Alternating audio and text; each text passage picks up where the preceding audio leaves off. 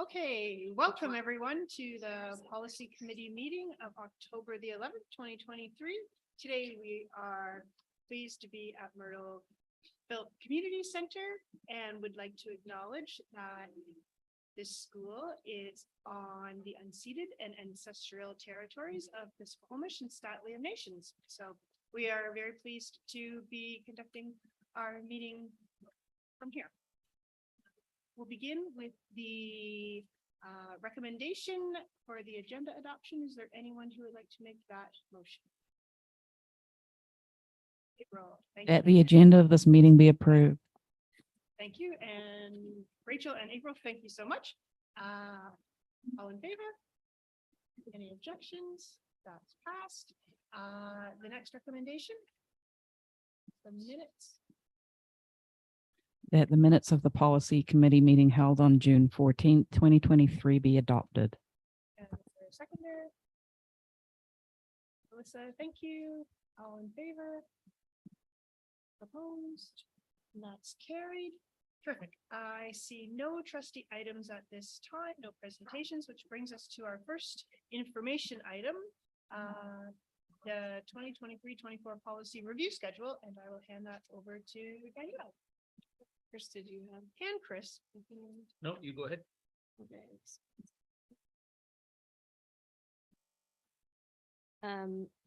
So attached is the policy schedule. And I think for some of them have been scheduled, we planned them out, but we're going to be going through four policies today. And I just wanted to see if anybody had any questions about any of the policies that we have put on there. I think some of them are part of our regular rotation. Just for your information, I've added trustee expenses. We just reviewed it last year, but it's just for a certain one piece of that. And I wanted to update. And then the rest of them are based on our regular rotating series of review. And I think we do have a few new ones that are going to be coming out this year as well, like anti-racism and then one related to the Accessibility Act. Does anybody have any questions about timing or policies that are in there? You have anything you want to add, Chris, at all? Just to note that we originally the four policies to be done included student suspensions, but we've deferred that to upcoming meeting because we have some more work to do on that, and replace that with policy 211 trustee expenses to still ensure we were going through three policies and a bylaw today. Yeah, so these policies, this is just a draft schedule, and this may change based on, workload that comes up or review that happens. We may have to adjust the schedule. And then I believe, just for your information, that any new policies have to go out for public consultation. So those ones may take a little bit longer. Okay, that's really it for the schedule. All right, any other questions? All right, seeing none, we will move on to item B, which is bylaw 501, student appeals. And, oh, no, sorry, I skipped item A. Oh my gosh. We're going to go to item A, policy 303, communicable diseases. And we'll hand that over to Chris. Great, thank you very much. So just for the sake of the public, this was a new policy that all districts had to have in place, and that was a result of the COVID-19 pandemic. So the first time this was drafted was in May of 2020. As an update, I knew there'd be some feedback, so all I did in order to ensure we had that forum today was place the old version of the policy in our current form by choosing some headings that seem to make the most sense in my mind, at least to start with. and putting the items in the proper order. So I'm happy to open it up to the floor for any suggestions for changes, additions, etc. Thank you. Okay, thank you, Chris. Any questions?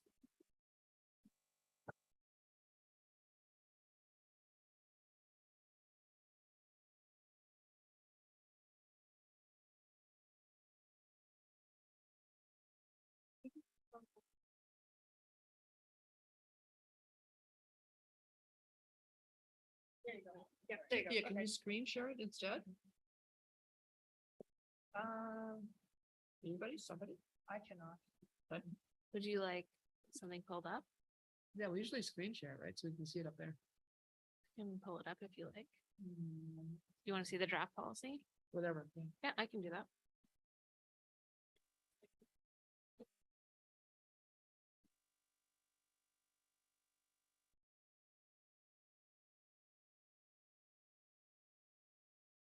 Chris, was there anything specific that needed change? Well, I did receive some correspondence the from ministry. trustee, which I think that's some really great suggestions, so. The initial one, again, this was the one from 2020, and it was just placed in our format for clarity of public, because when we're able to number policies accordingly, if there's an item needs to be changed, or there's a specific part of a policy that we need to highlight or define in case of a question or a concern, we just say, oh, according to policy 303, 1.1, X, or 2.2.2, etc. But I will respectfully ask trustee Bickford, because we had some communications earlier and had some really helpful suggestions that I think that we would benefit from hearing. Thank you. Cynthia, maybe? Yeah, go ahead. Sorry. Okay, so I don't know if you can hear me or but I'll do this off my phone because my computer is just not quite working properly yet. So thank you for the work on all of these policies, because I know that it's a lot, and I had just emailed with track changes because it's really difficult to communicate these things. So the feedback that I had on this one was making sure that sections 2 and 3 more closely reflect what's written in the School Act and the Public Health Act. There was some difference in the term in the naming convention of the school medical officer. I think prior we had said school medical health officer, which I think is the Public Health Act wording, but the School Act wording is school medical officer. So just making sure that we're using the correct term in the correct place. And referring potentially to the sections. I leave that feedback with you. There's probably room for variation in terms of naming the section, but the section under deferral to public health specifically, I thought was too much of a departure from what's actually written in the School Act. And sometimes I think our policies can depart, but my personal feeling was that it was a bit too much of a departure. So reflecting sort of more closely what's written into the act so that we maintain control, we're not necessarily deferring to public health, but we're consulting with them and ensuring that we're taking that feedback, but the decisions remain with us, not necessarily an outside party to our school district. All right, what else did I have to say, Chris? Yeah, clarification that in terms of restricting attendance of a student or an employee, just that we actually must, we don't have a choice in terms of the way that it was written before made it sound like it was a choice of the board, but if the school medical officer recommends it, we have to. So that small change in terms of will versus must. Can you share the number? I totally can. Thank you for helping me. Yeah, it's 2.21 and I can. Yep. That was a revision in 2.21. And again, in 3.11, not necessarily under the direction of, but in consultation with the provincial health officer, local medical officers, and or the Ministry of Education and Childcare. We're still our own autonomous organization, and we're not necessarily taking direction. I didn't read it that way in the act itself. And so to give away our power as an autonomous entity in policy didn't make sense to me. I think we need to ensure that we are certainly consulting with, but taking direction with. I'm not sure how comfortable I am with that or how it would, yeah. Yeah, I'm gonna respond to that. I think Mhm. it may be important to consider maybe rewording, but having, it has and or guidance, but I think consultation is a good word too. But there are cases as with the recent pandemic where we were given specific direction from public health that we are beholden to. And so it was a direction that we actually are compelled to follow. And the boards didn't have a choice not to do certain things in the and during the pandemic. So For sure. we can work on rewording. I hear your point, but I think we want to ensure that our public understands that there will be some things where public health does override the Board of Education around a specific, if there were a disagreement about mask use, for example. You may have a board or board members who don't believe in masks, as we've seen in the public, but public health said in school settings, right, if it were to be the case, we have to do that or to restrict numbers of people in a building, to restrict access to families, as did happen during the pandemic. That was under public health, the BCCC, the disease control, and the ministry deferred to public health in that instance. So might be a way of wording that. If I may, I'm not sure that that was done underneath the School Act though. And looking at this policy side by side with the School Act, which is what it's referring to, I think we should be careful about giving away our autonomous ability to make decisions written into policy. Based on what's written in the School Act. I think what happened during the pandemic wasn't necessarily as a result of the School Act. It was a different piece of legislation. And so I just want to make sure that we're consulting, and we are committed to consulting, but we're maintaining our autonomy with reference to this particular act, which there's a bunch of case areas in the policy that we refer to different sections of the School Act. We don't need to necessarily write this stuff into policy, but it's a more accessible way for our students, parents, and people within this community to understand. So I think it's important to reference it, but not to give away our powers unnecessarily or say that we're only going to follow direction. We will consult and we'll take into consideration, and there may be other acts that will come into play in cases like a pandemic where we absolutely have no choice. I totally agree, Chris, but I don't think it was the School Act that made that. So I think it was other public health measures, that the emergency, I can't remember what the name of the act was. I'm so sorry. Right. But and that would be the case, certainly in the case of a pandemic.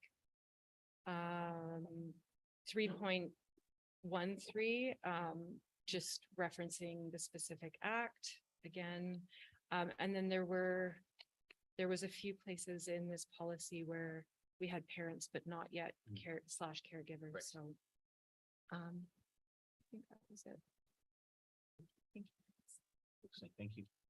Celeste, thanks for making all of those notes. I think there's a lot of really good points there. And I did sort of think a little bit about what you're saying, like the idea of having consultation versus direction. And what I sort of worried was, if you say that it's only going to be through consultation, what if there became a time where you had a particularly powerful group that would say, okay, the Ministry of Health has said X, and this group was like, well, no, why? And then, like, I just worry maybe you have some fringe group that has some strange thinking. Have you now given too much power to people who could maybe make a bad decision and override what public health said?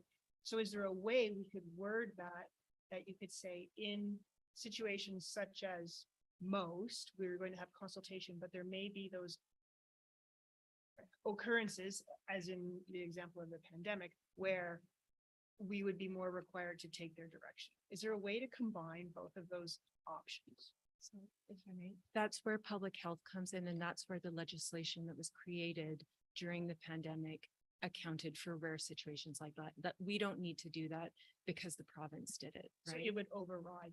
that. Exactly. Okay. Yeah, exactly. Okay. yeah. And I think, I think it's important for us to always ensure that the people, we are the people who would make the decision.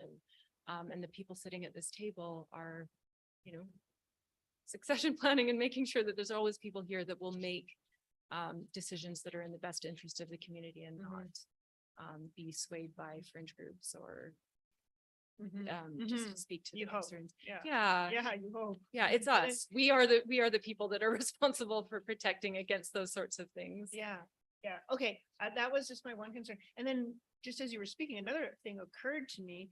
If it's in policy, then does it give families the option to say, oh, well, I don't agree with the consultation, I'm not going to do it? Or does would that Ministry of Health override the parents' opportunity to like speak against or for, or on the opposite side of the fence? Do you know what I mean? May I? Freedom of speech exists within our society, so people can always articulate what they want. Freedom of protest Mhm. exists within our society. People absolutely have the right. In terms of decision-making around health decisions such as immunization in schools, Yeah, my child is in grade 6 and is being immunized today. But, had we chosen to decline to consent to that, people always have the right Mhm. to decline to consent in terms of medical decision-making. So I think that the freedoms and rights of every individual is protected within our society by the laws that exist today. And there's nothing in this policy that takes any of that away that I mean, maybe anyone else spotted, but there's nothing within the policy that takes away the protections for all of us. Or gives people more rights necessarily. What I'm trying to protect here is our right as an autonomous board to make decisions with the local information that we have, the local knowledge that we have to make decisions in the best interest of our schools and communities without anybody else coming in and not understanding our communities and our Yeah, schools that and makes dictating sense. what happens here. Okay, yeah. Yeah, that makes sense to me, thanks. All right, Rebecca, do you want to take over? You want me to do it? Hello, nice to see you. Okay, let me just scoot back to the agenda page. Are there any more comments or questions at this time? Okay, Before we go on, my question would just be, does the board, it's policy right now. yeah, So, just Trustee Bickford and the rest of the policy committee trust staff to make changes as presented. We have them already supplied. that's what I was, And that's that- what I was okay. thinking. We had to ask something of that nature. I Yeah. wonder, I don't know how you feel about the things that I've suggested, Chris. Would it be prudent to, if we have time today, I don't know what it looks like for you guys, but to just circulate a draft for everybody to have a quick read before we have to make a vote on it in the evening, if that makes sense? Or Bring it back next month for a final vote? Sounded to me like it was a bring it back next month. Yeah, Fine, it's yeah. in draft, right? Yeah, absolutely. If So- that's not- So at this point, if everyone is comfortable with the proposed changes that Celeste has brought forward, we'll send it back to staff. And then if you are prepared and have enough time, then next month we can look at the new Give it a- version with the new changes and then see if we're ready to make a motion to adopt it. Hi. Sorry, I've been having technical difficulties. Cynthia, it's Lisa. I've heard, hi, sorry. I also had a couple of comments or considerations to provide, if that's okay on this one. Yep, go ahead.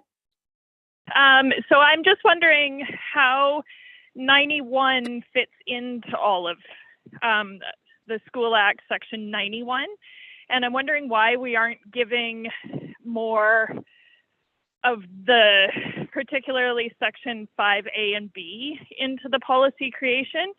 And also wondering if we're looking at any of the supported child wellness update that was done September 13th, 2023, as they've got a lot of resources and the early years have different rules. So if we're looking to have early years within the schools, I think there's a little bit more work that needs to be done to make sure that they're both aligned. Does that make sense? I think I get most of what you're talking about. I'm not really sure about, We're on policy, if I may apologize for interjecting, we're on policy 303. Yep, that's what I was discussing. are you referring to like 5.1 in the School Act? Yeah, 91.5A and B. Let me just pull it up here. I can speak to that. Yeah, Yeah. Celeste, Lisa, may you I- got it? Yeah. Yes, so, of course you may. So section 91 is 2.21 in our policy. So, and what I had suggested was something along the lines of, in accordance with the BC School Act, section 91, the board must restrict the attendance of a student or employee at the recommendation of the school medical officer. That is literally what the act says. That's kind of what we were trying to say here, but I feel like really making it clear to the public that that is not a decision that, we don't need to restate it because it already exists in law. It's just for clarity for the public who are reading through our policies Exactly. to really understand that that must be so if that medical officer says so. Exactly. Thank you, I know you Celeste. came late, I believe trustee Bigford mentioned that earlier. Yeah. Yeah, that's why I was confused. Okay, thank you so much. And how are we going about with the early years regulations? Because they are different in childcare centers versus school centers.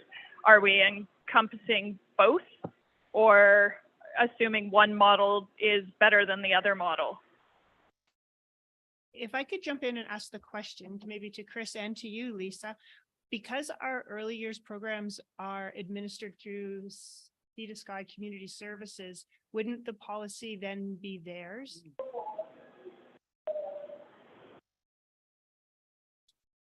So at this point in I time. defer to Chris. Yeah, at this point in time, the Ministry of Education amalgamation with childcare is still in process, as are things like the regulations and licensing. So I suspect any further consideration or changes to that policy, if it was meant to be integrated into the K-12, would be at that time. So we're operating right now still as K-12, which is what these policies refer to. So I think I would just say we would defer any additional changes until such time as we're at that point in time. And then to your point, currently, because it's operated by a third party, they're still operating under their sets.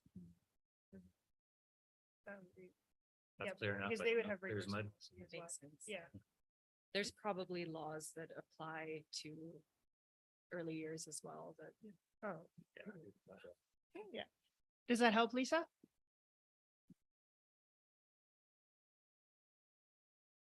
We might have lost her because I see that the phone looks like it's gray. So maybe with that, I think we've left with some instructions or direction for staff. And if there's no more questions or comments, maybe we'll leave it at that. Chris and Paul, do you guys feel okay moving forward at this point? Yeah, Yes, okay. thank you. Okay, well, let's move on then. To our second discussion item, which is bylaw 500.1 student appeals. And I don't know if Rebecca, do you want to take over now? Or no, you're good. Okay. All right, we'll move on to that. Chris, I'll let you speak to that first. All right, so this is another really important bylaw where staff felt it was really important to open it up to the floor. So very few changes at this point were made because it's been our appeals policy from before. And again, I know there was some, one thing I do want to note is as we've been updating policy, and it's just a question for the table, we've been ensuring that parents and caregiver is mentioned. However, because this is a bylaw and tied again to bylaws and legislation, the term parent is defined in the act and in section 1, but so is guardian. So I do know that was another thing that was brought up. Thank you, Bickford and Trustee Bickford. And that was a miss, and I agree, should be parent and caregiver, because they are both defined now in section 1. Guardian is not for the purposes of the act. So that's why I didn't include guardian in this one. Guardian I mean, is, sorry, caregiver is caregiver is not. not, guardian is. So to switch it to parent and guardian. And then with that, I would love to open it up.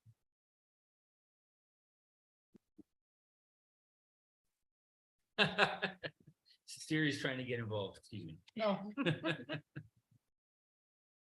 Cynthia, may I? Yeah, go ahead. Yeah, thank you so much for that, Chris. And just to add to that, in the definition of parent, guardian is actually included in that definition, and then it has its own definition. And I think just in case somebody read our policy and thought that they didn't because they were a guardian, just to be as inclusive as we absolutely can. In 1.5, the question that I had, I think it's going to now read to say failure to offer to consult with a parent or guardian regarding the placement of an IEP of a student with special needs. And my only question was, is there any requirement to consult with the student themselves? Yes, thank you. Yes, there Okay. is, given age and capacity, Okay, and absolutely support. so we can that edit addition that. Of student, 100%. Okay, awesome. That's so great. I think that might have been, oh, sorry, there was one more thing. Okay, so under section 3, the time limit for filing an appeal. So my proposal would be to increase this to some number that is more than 30 days. And the reason that I'm proposing that is just because 30 days can pass very quickly when you are a frazzled parent of a child who is experiencing things and trying to navigate the system. I think it is an unnecessarily short timeline that could be potentially a deterrent to parents who want to appeal some decision that's been made. So I don't know what the right number is, but I would ask the board to consider lengthening that time period, maybe 3 months, 3 or 4 months. I think there is a provision as well to go longer if the person can demonstrate that there's reasonable grounds. I think that having the capacity to demonstrate reasonable grounds is, again, it's not. That's okay. It takes a lot of work when you're going through difficulties with a child, and even that having to demonstrate that there's reasonable grounds is a difficult thing to do, can be a difficult thing to do. So just widening that initial time period beyond 30 days, I think would be helpful for vulnerable people.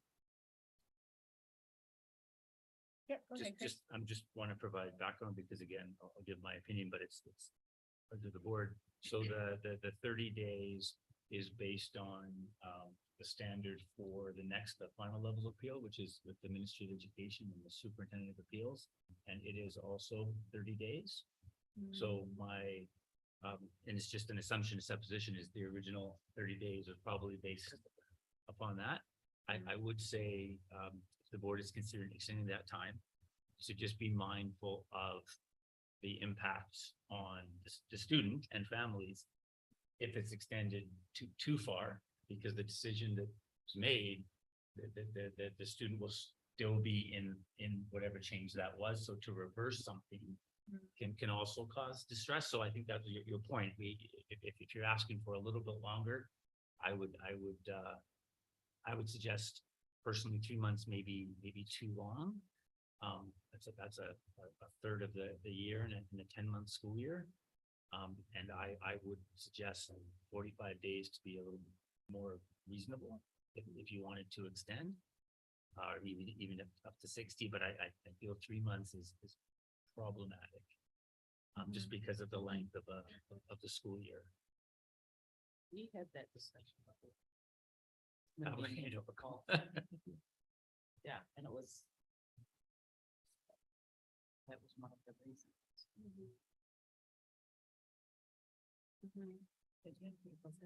Oh, yeah, go ahead, April. I'm gonna get in trouble with Archie. I'm gonna get this right first time. I can't imagine a situation where if a parent required more than the 30 days that it would be denied. Do you know what I mean? So I think that, I agree. 3 months, because then if you add the 3 months, then plus the additional 30 days for the next tier of appeal, maybe taking too much of the school year, or the child's not going to get, the situation won't be addressed for too long. So I'm happy to stay with 30, but 45, like I said, I can't imagine a situation where a parent would be denied because, sorry, you've reached the 30 days. That's it. Do you know what I mean? But maybe that's just because of the tolerance of this particular board. Go ahead, Melissa. I agree with what both of you are saying. I think that 30 days is, in my opinion, a good amount of time. But 45 would be great. Well, I appreciate that it also says that if there's reasonable grounds to extend this time limit, then it would be brought up and allowed, depending on what it is. But I also feel like as a parent who's gone through anything with my kids in the school system, 30 days is a long time, in my opinion, because all of that feeling inside of you, you're dealing with it right away. So I've never been in the situation where it's gone beyond 30 days. So I would be interested to know if that is something that happens often.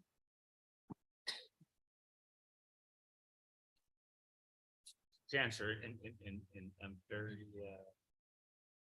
fortunate to be in a district where I feel we have a very clear navigating district concerns mechanism. And we, in my experience, actually being here six years, I don't believe we've had an appeal that has gone to the board because we're usually able to address those situations by following or navigating student concerns. So I can't speak. Maybe I'll turn to our historian in the room who's been here the longest, and as an officer of the board, do you recall appeals that have at the board level? No, I mean, I've been, in terms of my role working with the board, it's been about the same amount of time now. We've been here, but previous to that, I was in the school, so I don't have any knowledge of other. I remember one. Right, that's right. I should have turned to you. You are our longest serving. There was one and it couldn't happen fast enough for them. Because it's not, that's just starting the process. So if we extend it to 3 months and they start the process, then that could be another 3 months before we complete that process. And then they have 30 days to, so I'm just thinking time wise. We did just have a suspension hearing, and that didn't happen fast enough for the parents, like what they would have liked. So I can't see if, without extenuating circumstance, which we've covered that off, I can't see parents wanting to extend beyond the 30 days. And I do, Rachel, agree with you. We did have this whole conversation probably in 2020 when we reviewed, or at some point, one of these, the amendment dates. All right, any other comments or questions? I feel like this has been a really good discussion, and it sounds to me like there seems to be some historical precedent that extending the time might not necessarily be required at this time. Can you hear me? Yeah, Oh, thank goodness. Sorry, I'm so sorry. I'll be back in a Wi-Fi zone shortly. My question, and thank you. I had the same question of how many have we gone through this process, but I was also hoping that perhaps we could change that timeline to be based on section 11.7 and do the 45 days as Chris has just mentioned. I do feel it could potentially be a little bit longer. And my other notations on this one were what is considered a technical irregularity at 5.13. And then my other question was in section 7, why aren't we using more of the language from section 11 that it's being taken from? Particularly 7B and A. And those were all the questions, and I'll go back on mute. So to answer the first question, that I'm sorry if I've confused folks. I was responding to Trustee Bickford's suggestion of extending beyond 30 and providing an option for discussion at 45. The 45 days to which Trustee Turpin is alluding is actually about the time for the board to provide a response. So that's in the section 11 is 45 days that the board might provide a response following the appeal. It's not related to the time of the filing of an appeal. So just to be clear. Section 11 is about superintendent of appeals, not a board appeal. Yeah, and that's my second point is it's not about exactly what. Go ahead, say it again. Sorry. No. No, I was just saying, section 11 deals with the superintendent of appeals at the ministry level, not a local board. Yeah, 11.1 onward, which you were referring to is the superintendent of appeals, which is why we're not using that language. That's specific to that final level of appeal. Does that answer your questions, Lisa? She's not green again. She's great. Thank you. Yes, it does. Thank you, Chris. Okay, terrific. All right, well, I think, so let's go ahead. Yeah, there was just one more thing. So there was that document that I came across when I was looking for the statute of limitations for the superintendent of appeals. And it's like a best practices appeals guideline. I found just a couple things that weren't in, and I don't know when this document was published, but I think there may be some things, if we're coming back to this next month, there may be some things within the board level student appeal guideline document from November of 2022 that we could incorporate into our appeals bylaw, just to make sure, if these are the best practices for the province, maybe there's things in here. And I read it, but I feel like I could go through it maybe one more time. And I don't know if you've seen that document, Chris. I have, and I guess respectfully, I would say that I feel we have covered those. This document is based on a standard across districts. I will say that I think there was a comment in there about ensuring the right for the provision of interpreter, for an advocate, all those pieces. We do have that in the document. We also have that as part of our foundational statements in terms of who we are as a district. So I'm not worried that if we don't make specific mention of each and everything that we're going to miss that, because I feel the spirit is in there. Under 6.5, the point about the appellant being accompanied by an informal support person and or interpreter translator. We also say that we would also help support with the appeal. So that would be where if the person of example of Indigenous ancestry, we would say, would you like us to help arrange an Indigenous advocate? I think if we get bogged down in all the minutia, there's going to be a wide variety of supports we'd want to ensure people have had. And sometimes the danger of being too prescriptive is then we miss something. So it's just respectfully my feeling, and it's for the board to consider is I feel that with the changes already suggested, my recommendation to policy committee would be to bring this to the board for a motion for adoption. And folks can determine whether they want to approve it or not. And if they choose not to approve it, then it automatically goes back to policy committee and staff for further work. So just so I understand, like the inclusion, bring it for a motion to the board with the inclusion of parent and guardian. Yes, absolutely. Like those are more housekeeping type changes rather than substantive changes, and like that's sort of throughout the document. It's not Yeah, and I'm, again, please, I would ask trustees to jump in, but it's feeling that, and again, it's policy, it's not the board meeting.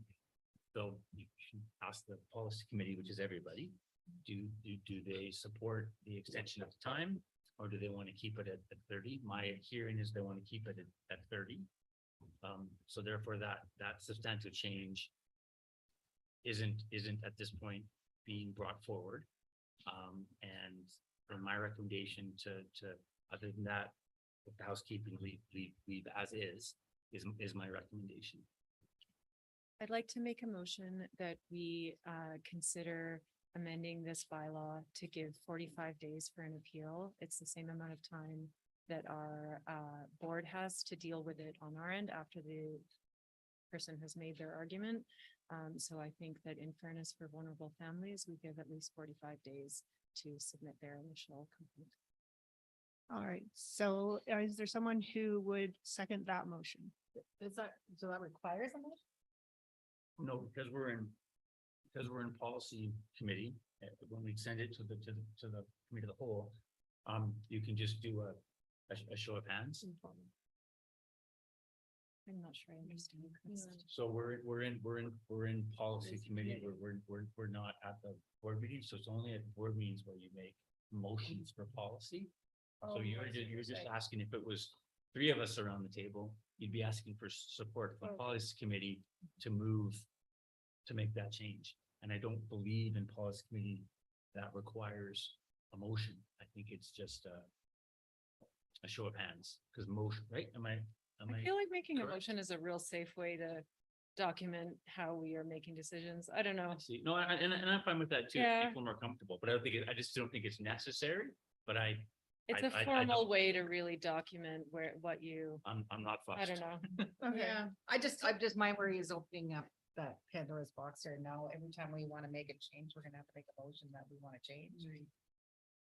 So, because we're already gonna be making a motion to accept it, like that, want the marker? Because we don't do that with every policy that comes forward. We don't say, okay, we want to make this change. So let's make a motion that they're gonna make the changes. We think we do. We accept the changed document. yes. We don't make a motion to tell Oh, policy to develop this. to go back and work on the document. Is this coming out?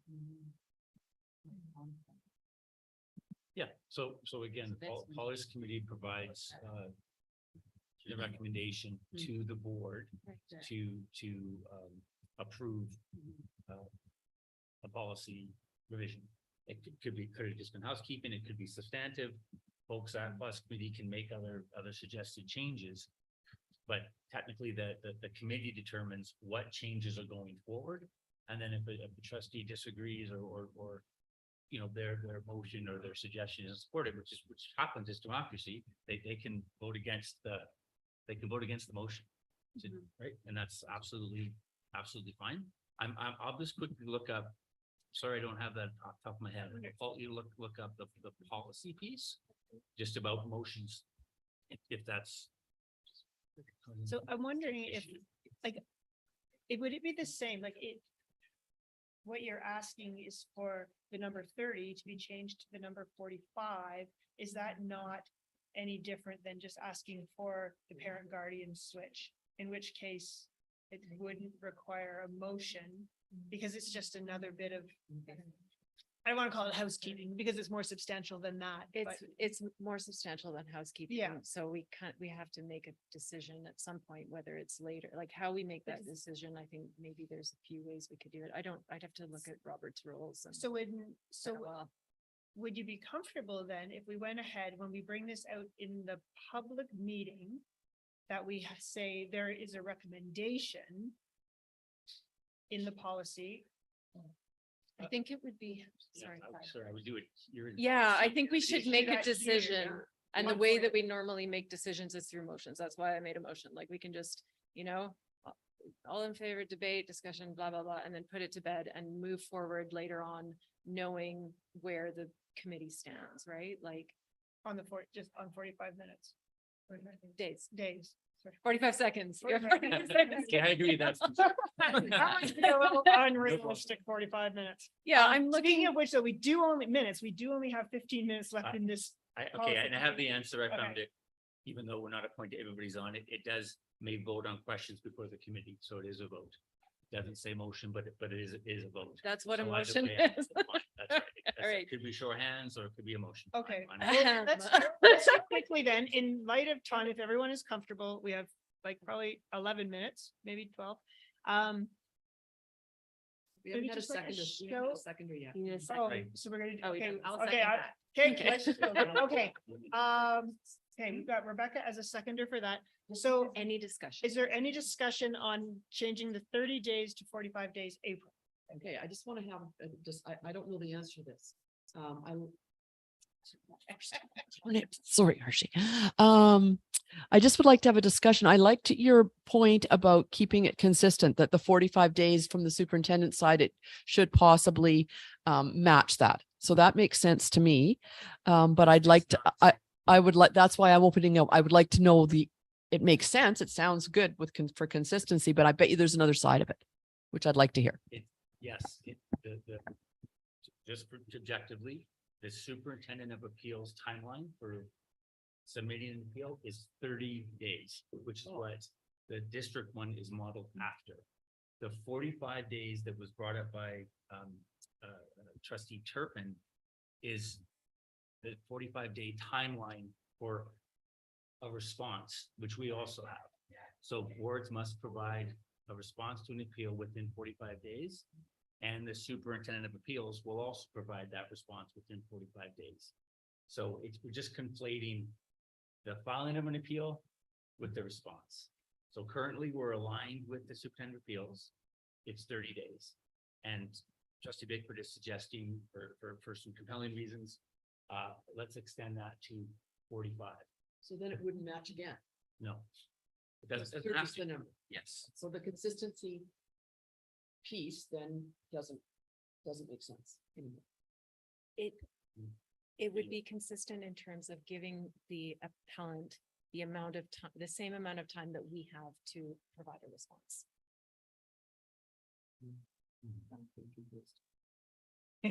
So I thought you said 30 was what. Sorry, I thought you said 30 was. Okay, give it again, Chris, because I'm not getting it. So if a family member or a student, That part I get. right, is upset with the decision, they have Correct. 30 days. Correct. To file an appeal to the board. Right. If they disagree with the board's decision, they have 30 days to appeal to the Yes. superintendent of appeals. When we hear an appeal, the board has 45 days to respond. Whether they support or don't like, so I don't like that. This wouldn't be one you could do. I don't like that you painted the school blue. I currently have 30 days to appeal to the board of that decision. The board has 45 days to respond. Either to say you're overturned or we support you. Okay, got it. and the ministry likewise. And the ministry likewise, Likewise. Okay. which is what this originally, I'm assuming, was modeled after to be consistent with the superintendent of appeals and the Correct. ministry level. Any further discussion? All right, we will take a vote.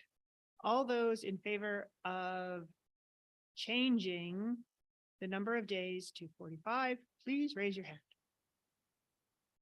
We have two, Aye. 3. All those in favor of remaining at 30 days, please raise your hand. We have 4, and that means we will allow that piece of the policy to remain at 30 days. Do we have any other conversation pertaining to policy 500.1? Bylaw, sorry, bylaw 500.1. Just to recap, so this will be coming forward to the board this evening for, do we have to do 3 readings on revision, or is it just initial bylaws Yeah, you have to do 3 readings. for revisions as well? Okay. So we're having first and, are we doing 2 readings today? We're doing all 3 today? Okay. So can we do all 3 in one day? Yes, we can. So the intent is to do all 3 readings today with provision for staff to make the changes around parent and guardian. Yes, Okay. absolutely. And potentially that little section on support people and interpreter. Yes, right? Yeah, yeah. Clear, a little stronger. Yeah. It just see the way that it was, I was like, Yep. why is there a slash there? Doesn't make any sense. Mhm. That's good. Okay, Celeste, thank you for your comments. Like, they're super helpful. And I think it made the policy or the bylaw will make it stronger and more readable for families. So that's great. Now we are at 108 and we have 2 more policies to go through. Let's try to attack policy 507 anaphylaxis, and I'll turn that over to Chris. Okay, I think this might be a little bit easier because the anaphylaxis policy is consistent with BC Public Health actually, and anaphylaxis and all the folks that are engaged in these things. And it's consistent across all the districts that I've checked and been engaged with before. But again, there's always room, I would say, for conversation, and certainly any housekeeping issues that folks have seen. Yeah, go ahead. Celeste. Appreciate all your work. I think anaphylaxis should be either capitalized or not consistently throughout the document. I think we shouldn't use acronyms such as ASAP where possible in policy.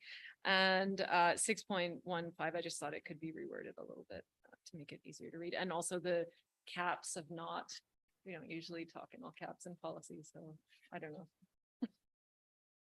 That's it. Man, I have no dispute with any of those. Thank you. They're great, very clear. Okay, Thank you. all right. Any other comments? I was a bit surprised, but I think I understand it, where it says that they are not to administer medication to students identified as anaphylactic. Oh, I had to read that part. So I twice, guess too. it's call 911 and then they'll tell you to. Yeah, You follow the instruction of 100%, the, yes. Yeah. the person who is on the phone. yeah. Because administering any medication is not without risk. And so if you do it without, like, the documentation that we get for children with anaphylaxis is like the consent to give the medication. Sign off. So out of curiosity, so how do we know? So this only because this came up when my grandson started school, because he's a peanut butter and jam kid. And my daughter was like, well, how do I know? Like, can I send peanut butter? Because there've been peanut allergies in the past. And I'm like, I'm assuming that Linda would have notified parents. So what do we do? Yes, so we have a set of complementary admin procedures that goes with this policy, very clear for principals. Okay. And so what we're able to do for families is it's always an anaphylaxis aware environment. It's never and peanut aware. We moved years ago from peanut free because in litigation, you actually can't guarantee that you know exactly what every child is bringing to school. So when there's a student that is known, that consent is from the parents and under the doctor's direction on the level of that to be shared with staff at the school, with other families, etc.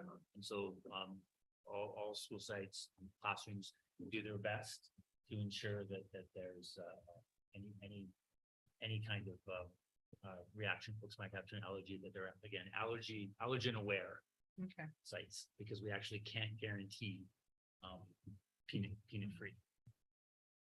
Even in cosmetics, there can be traces of peanuts. right? I think in the past, I can't quite remember, but I recall a student in one of my children's classes having an allergy and the teacher just let us know at the beginning of the year, like there was communication about it. So assuming that there's no communication, there's less. risk. Yeah, and that's what we went with, but I'm like, you always safe to make those assumptions.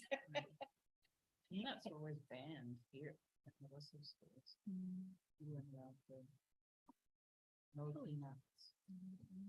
Yeah, that's actually no longer the case, because we can't guarantee that. And so the board actually puts itself at risk for litigation if you use language like that in policies, because again, it's not something we're actually able to 100%. Guarantee. Yeah, so we do our best. All right, all right. So I think that sounds like it's good to move forward with some of those housekeeping changes in place. Cleaning it up. With that, I see no more discussion, I do not think. Good, correct me if I'm wrong, and we have 3 minutes to talk about policy 112 trustee expense, and that's Danielle. Yeah. 211, what did I say? 112. Oh my God. Okay, so we just I know reviewed, why, I know. we just reviewed this policy last year. But I just wanted to let everybody be aware that we amended our employee expense claim amount for our operational policy for employee expense claims.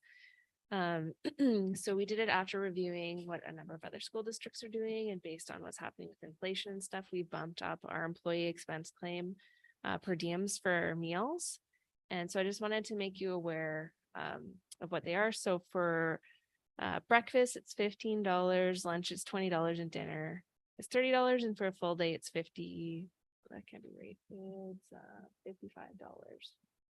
55 is the previous. Oh, yes. Sorry, I must have just added that out wrong. So that's $65, sorry. So it's $65 now. So that's the employee one. And I just wanted to see if there's an appetite for that to be adjusted for the trustees as well.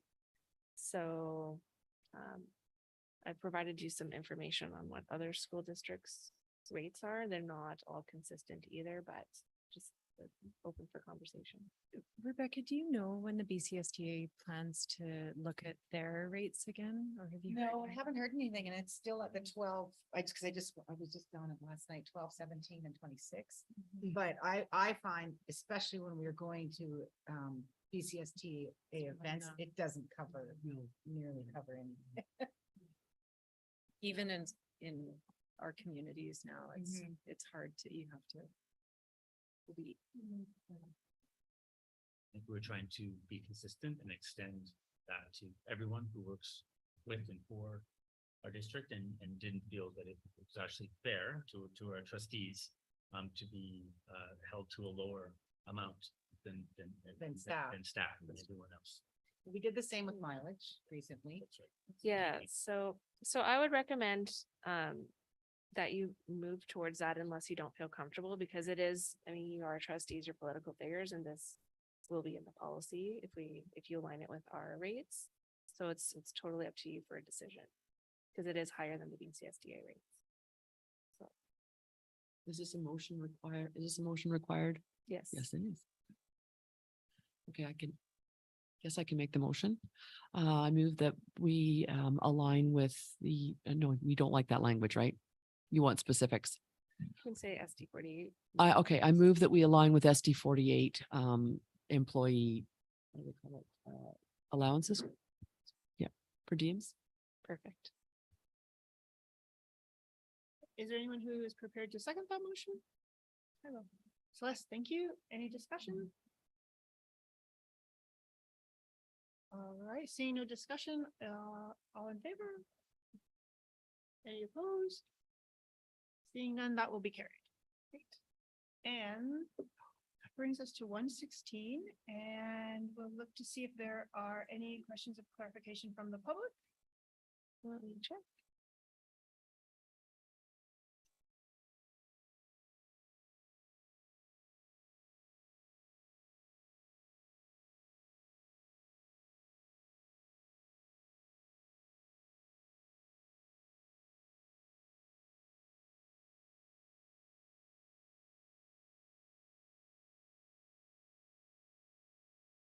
Yeah. we're going to Thank you. take Can all you, of this. sorry, can you include the diseases being deferred till next time, right? Communicable disease, we're going to send that back to staff to do a little bit more work. And then we'll talk about it at our next meeting. Student appeals is going forward. Anaphylaxis. Anaphylaxis is going Yeah, forward. anaphylaxis. Trustee expenses, is that going forward or? You'll make those changes or do we have to wait to see?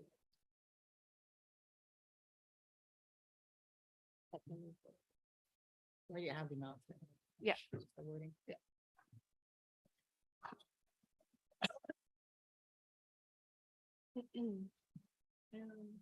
Anything? No, there's not.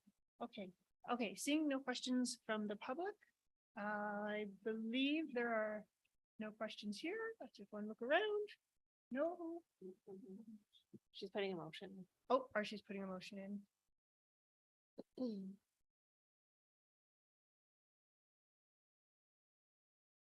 We'll just give a wait for that.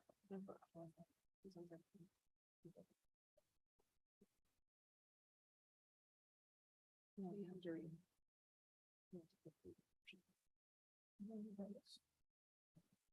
Well, while you're there. Like you have to have a motion. He wants to- Oh, wasn't born. Throw me- Oh, no.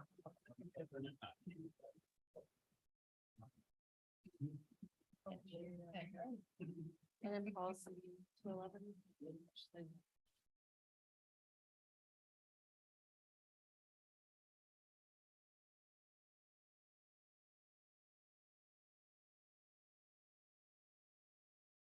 We have to re-sign in again? Well, we can't log out yet.